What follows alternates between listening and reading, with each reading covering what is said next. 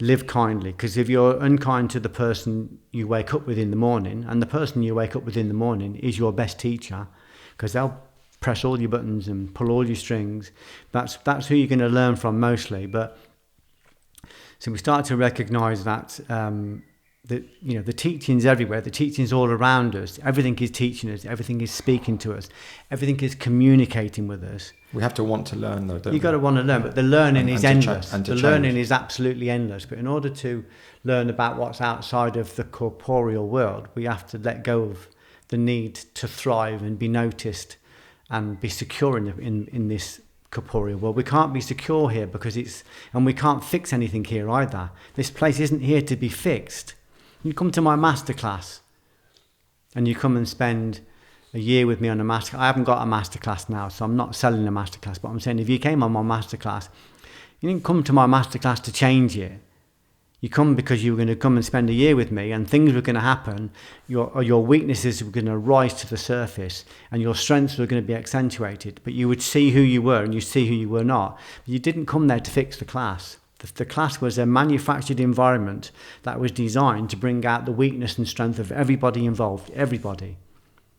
So we're not in the world to fix the world, even though part of our dharma might be to try and fix it and to make our best effort, but we're not going to fix it because it's whack-a-mole.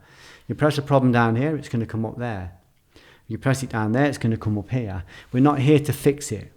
We're here to go deep inside to our very centre and fix ourselves. Whilst there's unkindness in us, while there's perceptions of judgment, while there are perceptions of difference. I did a talk recently for a group of people who didn't like the fact that I just said I don't believe in class. I'm not saying it doesn't affect people, and I'm not saying people aren't put into classes, but it's a perception. And if you buy into that perception too much, you end up spending the rest of your life defending your own limitations. Yeah, I was going to say, why do you think they didn't like that? Because their raison d'etre was like, I'm working class, I'm Indian, I'm black, I'm Asian, I'm abused, a million different things, and that happened to me. It becomes their identity, and they spend their whole life trying to fight a perception. And I'm saying, don't fight the perception, you just make the perception worse. Just change the perception. That's a pocket of knowledge. All the people that were at this talk, all of them were very, very successful people, not despite their background. They were successful because of their background.